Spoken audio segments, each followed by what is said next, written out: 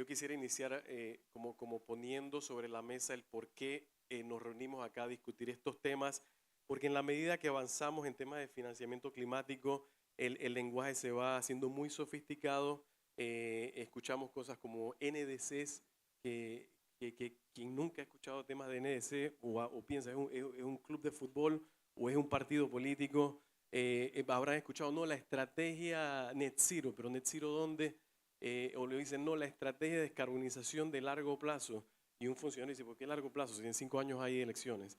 Entonces, por eso quisiera iniciar con esa reflexión. CAF, brevemente, ¿no? Para no cansarlos con quiénes somos en CAF, es un banco de desarrollo. Tenemos representaciones en todos los países de América Latina. Una oficina bellísima ahí en Montevideo, en la antigua sede del mercado.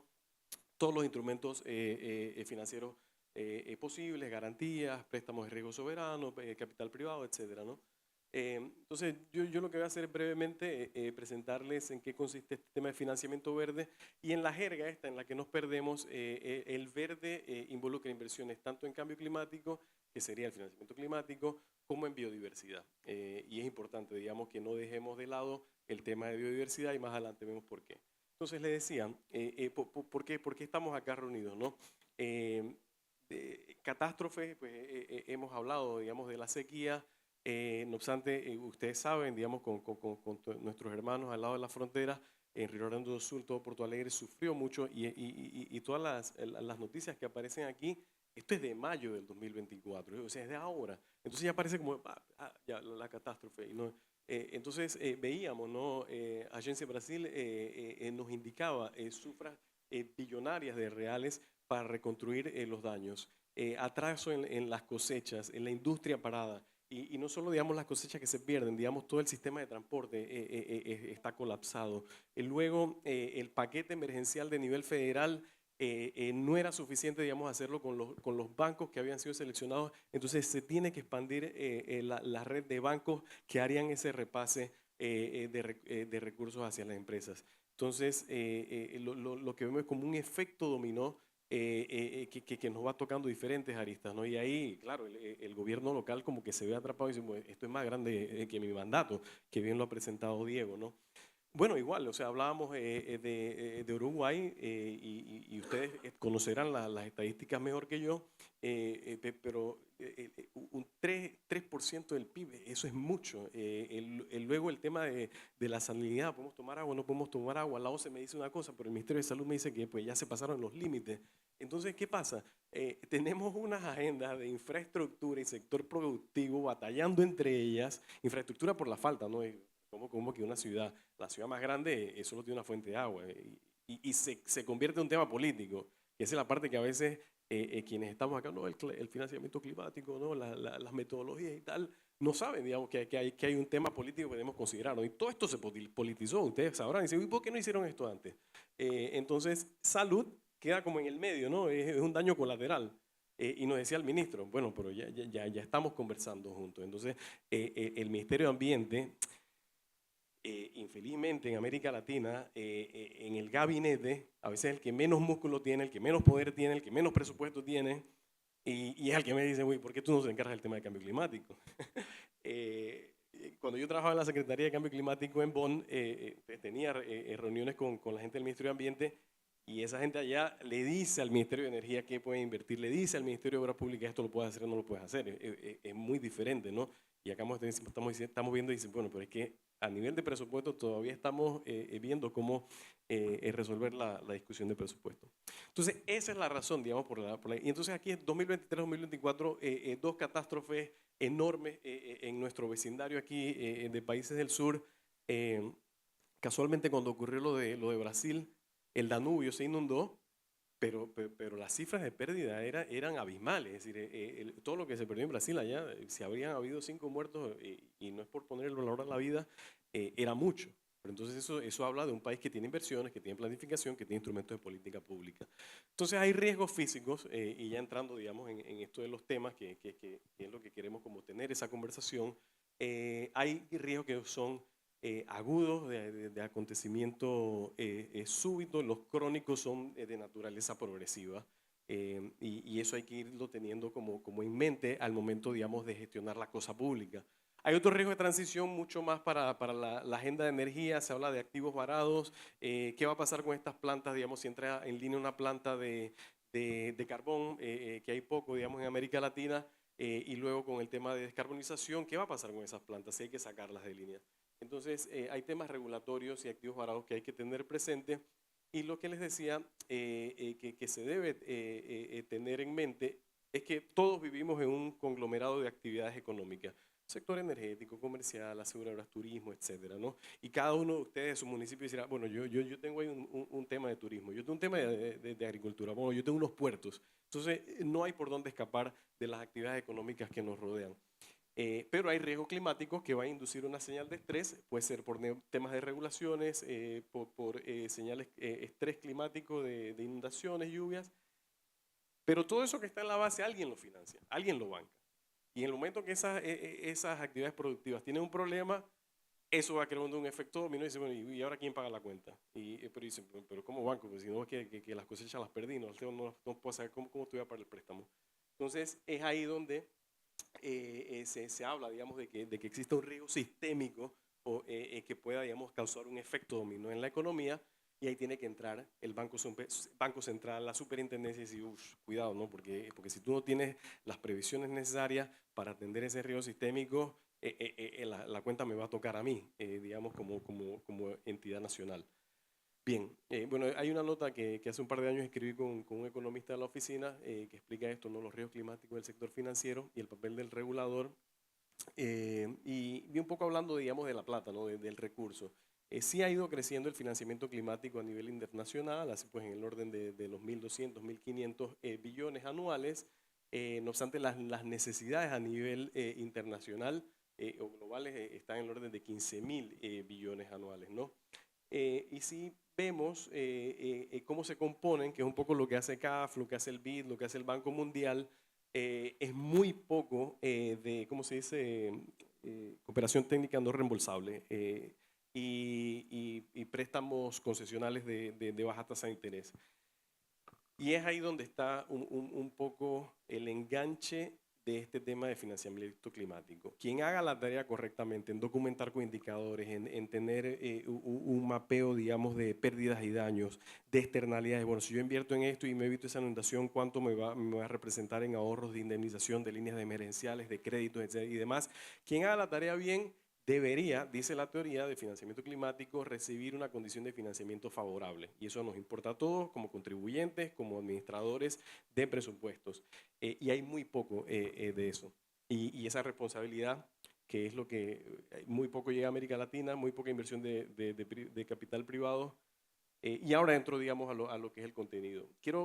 Escuché hablar y me decían, ¿no? de que hay una preparación para ir a la COP de biodiversidad, hay una preparación para ir a la COP de Belén.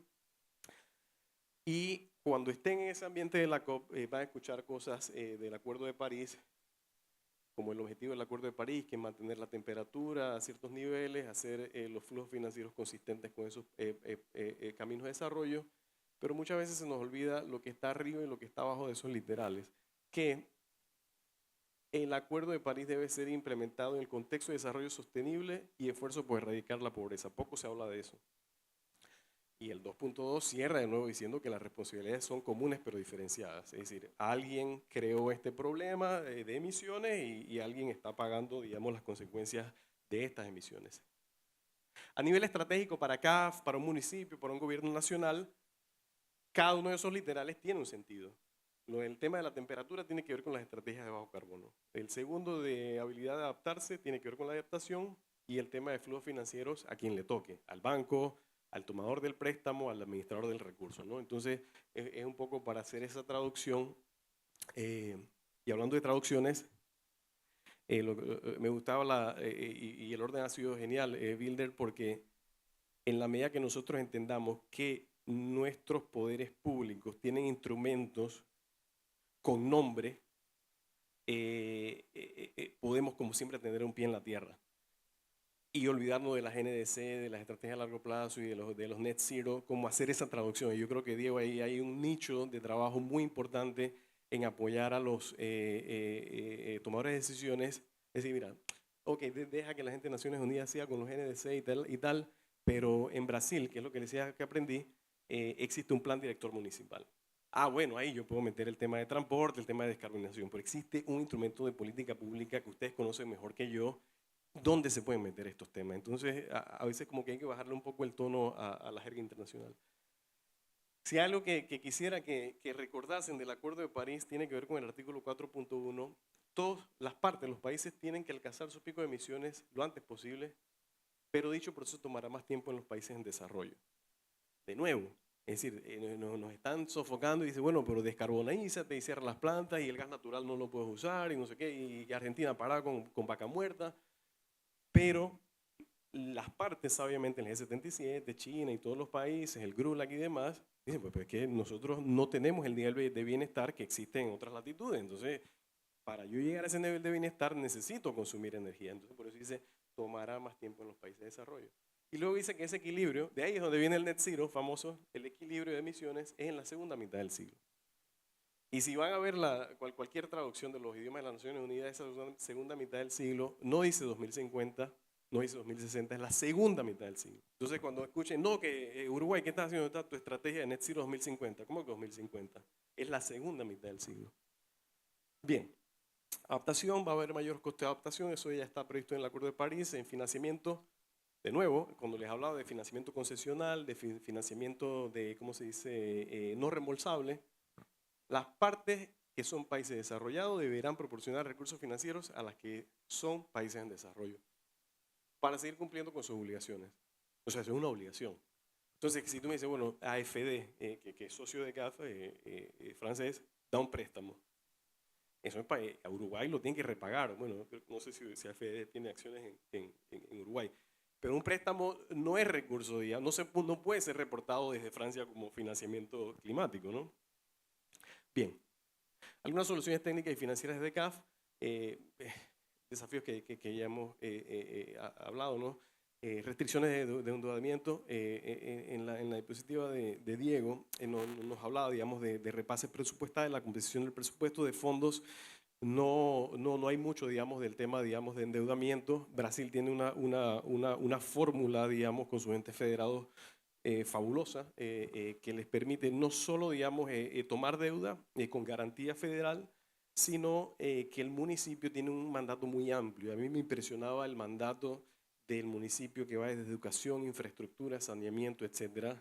Y con 80 millones de un préstamo de CAF hacían un montón de cosas que en mi país, en Panamá, no funciona así. Es decir, en Panamá, ponte tú una carretera de 17 kilómetros, el Ministerio de Obras Públicas, olvídate de lo demás que esté por ahí cerca y esa carretera puede costar 500 millones de dólares, contra 80 millones que, digamos, en Brasil se hacen programas multisectoriales, ¿no? Y eso es un poco la recomendación de CAF, ir más hacia la visión sectorial. Aquí decía, ¿no? Nosotros tenemos operaciones de crédito, asistencia técnica y plataformas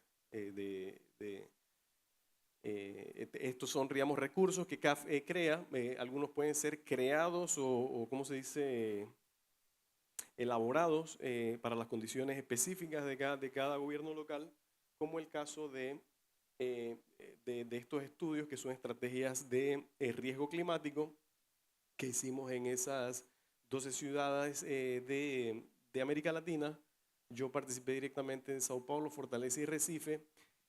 Y en el caso de Recife, en las conclusiones de ese análisis de riesgo climático municipal, que es un producto de cooperación técnica, y él dice, ok, bueno, es como si ustedes me retan y dicen, ¿qué tú estás hablando de créditos, de préstamos? Yo no puedo tomar acá como alcalde ningún préstamo, como intendente ningún préstamo. Pero seguro que si tienes la necesidad, digamos, de mapear riesgos, sea, digamos, el sector productivo, el sector agropecuario, el sector turismo, digamos, el sector infraestructura, el sector de educación, cualquier tema de infraestructura crítica, alguien te va a dar el recurso. Llama a GIZ y si le GIZ, tú tienes cooperación técnica para gobiernos sociales, bueno, necesito este estudio. Y eso alimenta, digamos, el ciclo de tomas de decisiones para ese gobierno local, ¿no? Entonces, en Recife, este es un producto de cooperación técnica de CAF, no es mandatorio, no es vinculante, pero ellos inteligentemente lo absorben y lo llevan a su plan director municipal, lo llevan a su plan de transporte, ¿cómo es que se llama el plan de...?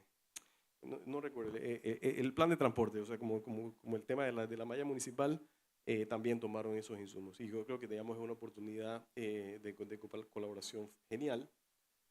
Otros instrumentos son el acceso al GCF. CAF tiene un portafolio con el GCF y en el tema, digamos, de instituciones financieras, tenemos, yo también participé en la estructuración de este programa. Es en la banda blanca es como el nivel de crédito con bancos locales, porque no siempre, y esa es otra cosa, es decir, las inversiones en el sector productivo de ese gobierno nacional no necesariamente las tiene que bancar el sector público, tienen que ir por banca privada y ahí CAF tiene relación con la banca privada. Esto es para Chile, Panamá, Ecuador, ajá, y Colombia, ¿no? Y bueno, hay una cooperación técnica y apoyamos, el último tomador, digamos, de crédito son pymes, con la banca local que es cliente de CAF y CAF tiene, digamos, una facilidad de cofinanciamiento con el GCF y en principio la tasa del préstamo es más competitiva, digamos, que la banca comercial a la cual la pyme tendría acceso. Ahora sí, el GCF te va a exigir todo un brazo de reportería muy pesado y es lo que a veces pasa. El financiamiento climático tiende a ser pesado en temas de seguimiento de indicadores y monitoreos. Otra, esto lo que yo estoy haciendo de momento es apoyar a ciertos países con el desarrollo de sus taxonomías. La taxonomía es pues, una descripción de sectores económicos y cómo ellos, digamos, se relacionan con objetivos ambientales, de mitigación, adaptación, contaminación, etcétera. Y la importancia de ello es que para el sector productivo es un elemento de gestión de riesgo, les permite acceso a financiamiento, transparencia de reporting en el sector financiero también es una mitigación de riesgos, confianza para el inversor. Esto es una fórmula que también funciona, digamos, para un gobierno nacional, subnacional o incluso a nivel corporativo para CAF, que yo le llamo el ciclo de financiamiento verde, en la cual CAF desde el medio con una base de inversiones en proyectos, sean de riesgo privado, de riesgo soberano, si esa inversión es saludable en cuanto a una determinación de impacto esperado, sean ex post o monitoreados, ex post monitoreado o ex ante impacto esperado, él me permite acceso para yo refinanciarme a fondos de las Naciones Unidas, a parceros financieros, a FDEC, a FW, o hacer una emisión de bonos temáticos, que eso se habló acá. Y yo reconozco, es cierto, la fórmula de Uruguay en cumplimiento de las metas, digamos, que establece el bono, en la medida, digamos, que tú sobrecumples, financieramente eso tiene un premio. Entonces esto aplica, digamos, este ciclo virtuoso de financiamiento verde en la medida que la cartera de inversión de un Ministerio de Obras Públicas o del gobierno municipal sea saludable, tenga documentada su evidencia de cómo atiende temas de cambio climático, de biodiversidad, te permite acceso a financiamiento. Con mensaje de cierre, existen avances significativos, digamos, en Uruguay. Yo estoy participando en ocasiones de esta mesa de finanzas sostenibles. El Ministerio de Ambiente recientemente presentó unas guías de buenas prácticas para ganadería, también se presentaron para el sector de energía. Y lo interesante de esa mesa, yo estuve ahí en ese evento, es que estaba, ¿quién era? BBVA, Itaú y había otro banco. Y de una vez dice, buenísima la guía. Pero yo cómo la aplico, es decir, yo no tengo, digamos, eso diseñado dentro de mi flujo de aprobación de crédito. ¿Y a quién se lo certifico? Yo no voy a mandar a que un funcionario de BBVA a verificar si la actividad pastoril está cumpliendo con la guía del Ministerio de Ambiente. No lo tengo. ¿Quién lo va a hacer? Quedó eso, digamos, como tema que atender. Entonces decía, lo importante es que hay avances significativos y los mensajes de cierre es que existen delimitaciones administrativas a las que hay que ponerle cuidado. Porque, es decir, el desastre climático, los temas de biodiversidad, no reconocen el municipio, no reconocen de fronteras geográficas. Y en Brasil se ha avanzado en la creación de consorcios, pero todavía tiene la dificultad de que el consorcio no tiene entidad jurídica para tomar un préstamo. Entonces, son fallos, digamos, que hay que atender. Hay delimitaciones administrativas de gobierno. El federal toma una decisión, el departamental toma una decisión, el municipal toma otra decisión y hay que ver, digamos, estos espacios son buenísimos, digamos, para atender esas dificultades. Las agendas integrales, les decía, el recurso, cada dólar debe ser bien invertido y cada dólar que estamos atendiendo en desastres climáticos es un dólar que no invertimos en educación, en seguridad, etcétera, ¿no? Entonces hay que tener presupuestos con marcadores y un sistema de monitoreo. También lo decía Diego. Y eso podría ser objeto de toda una discusión de un día, cómo el presupuesto tiene un marcador de indicador y cómo más importante, digamos, que el presupuesto esté planificado contra una inversión o un parámetro de cambio climático, de biodiversidad, que la inversión después de la licitación, que se hace todo ese proceso, cumpla con lo que dijo el presupuesto. Y finalmente, que es un buen enganche aquí con Alberto, si haces bien la tarea del 1 al 3, perdón, del 1 al 4 y el presupuesto y la inversión y el monitoreo, siempre va a haber un riesgo residual. Y ahí una vía a explorar es los mecanismos de transferencia de riesgo, es decir, por lo menos en cobertura de infraestructura crítica, educación, energía, transmisión, etc. Y con eso concluyo, nuevamente dando las gracias a la organización y continuamos. Gracias.